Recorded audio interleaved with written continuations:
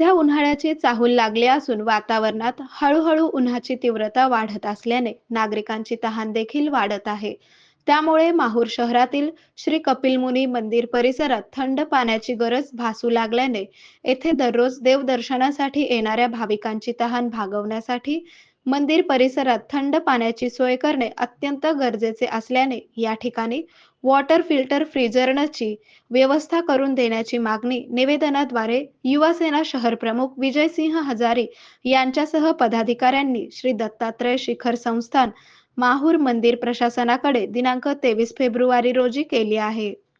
या निवेदनावर युवासेना शहर प्रमुख विजयसिंह हजारी यांच्यासह प्रशांत घोगरे, शिवशंकर सोनुने, मनीष सोनकुसरे, सूरज लहाणकर, भावेश शेवाळे, आशुतोष कुमरे आदींच्या स्वाक्षऱ्या आहेत.